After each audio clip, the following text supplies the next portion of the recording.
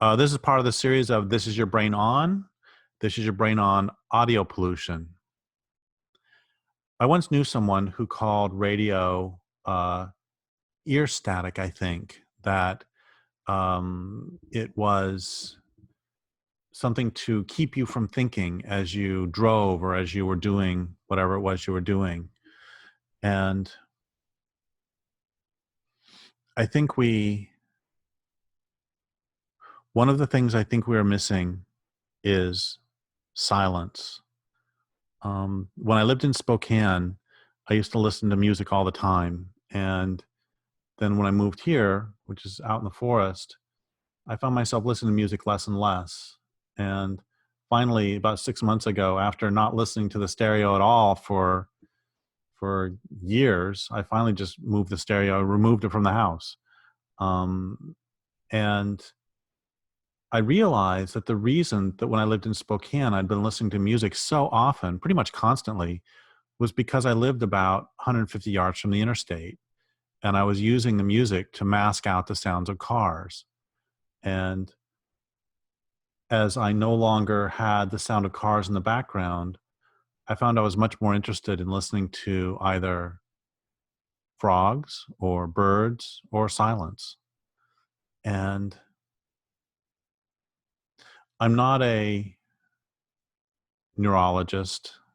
I don't know what happens in our brains when we are hearing chatter. I just know for myself that Joseph Campbell said that something that was that all people of all times have known until recently is that to have anything approaching a spiritual life, one of the first requirements was leisure. And I think, for me at least, that's one of the things that's also true for anything approaching a spiritual life is a lot of quiet time and a time without distraction. And I want to mention also that I I see, I don't see, I hear, I perceive, and I feel, there's the word, I'm not saying this about anybody else, a difference between the sounds of machines and even the sounds of humans and the sounds of non-humans. And I don't, I can walk through a forest hearing bird song, and I find that it doesn't distract me.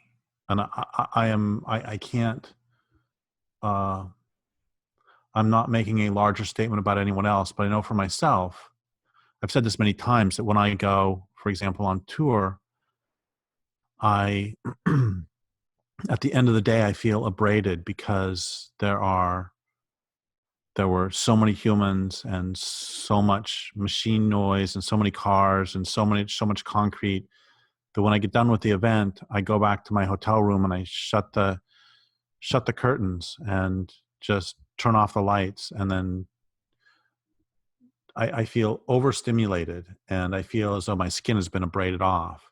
And I don't feel that in the forest. I don't feel that when I hear, you know, Aleutian geese flying overhead. I don't, even if if I'm in a forest that has a lot of songbirds singing, I still don't feel that agitation.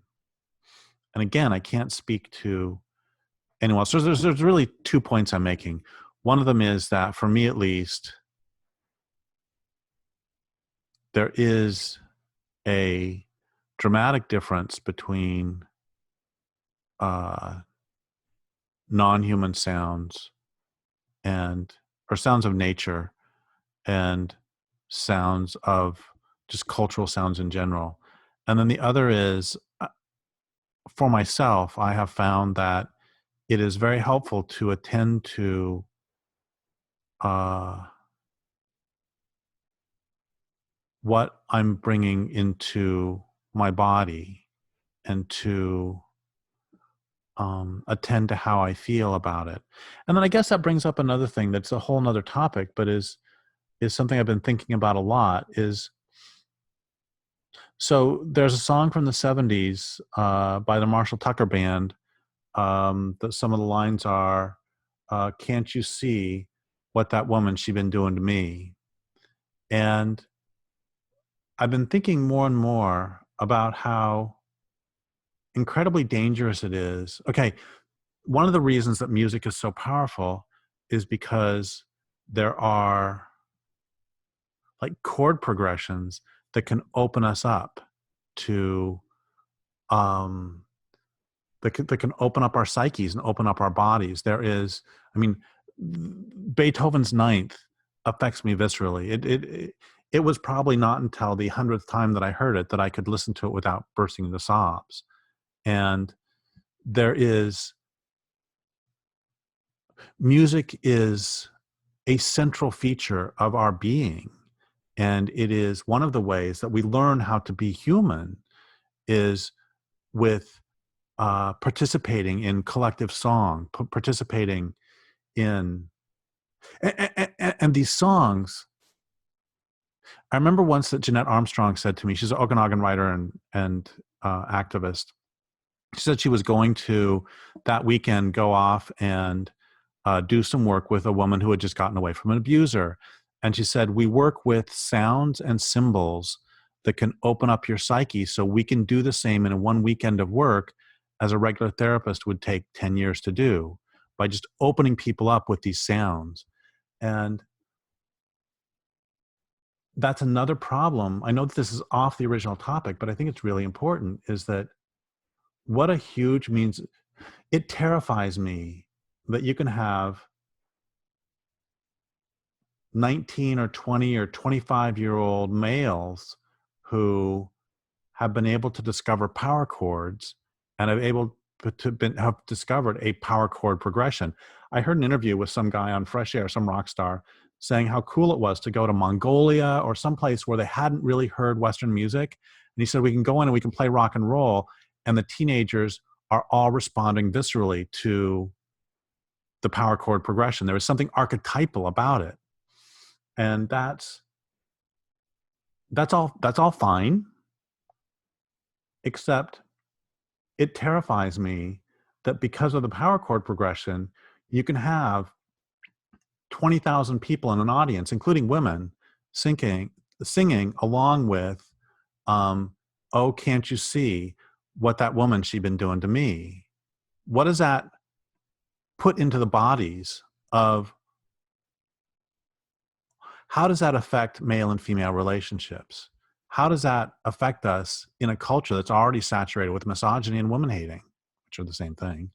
Um, so, they talk about television as being one of the most powerful tools for brainwashing that's ever existed. I think that pop music is as well, and then you can combine them with advertising, with and movies where you have, or TV where you'll have chord progressions too that will open us up. And all I'm saying is that when I learned to recognize how music opens us up, I suddenly became horrified when I then attended to the lyrics of a lot of popular songs. So it's hurting us on multiple levels. One level is that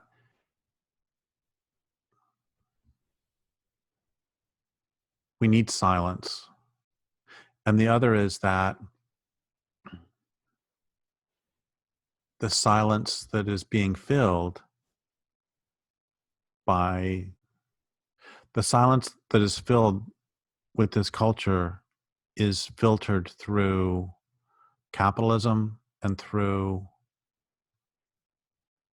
patriarchy. I mean, here's the thing. When Jeanette went to help that person, she had that person's best interests at heart. And I don't believe that the executives at record companies and TV companies and advertising companies and the musicians themselves, I don't think they have our best interests at heart. I don't think they've they've they've even thought this through.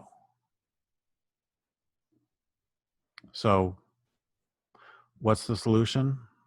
I mean, we are immersed in this machine culture, and I think that the personal solution is uh, to attempt to see what's going on and to attempt to attend to, we can, any number of times when I was 18 to 25, I would be, driving down the road with the cassette player at high volume, singing along to some sort of lyric that in retrospect was horribly misogynist. And so I think the first step is to attend to it. And socially, of course, one of the things that we need to do is destroy mass culture, but that's another topic.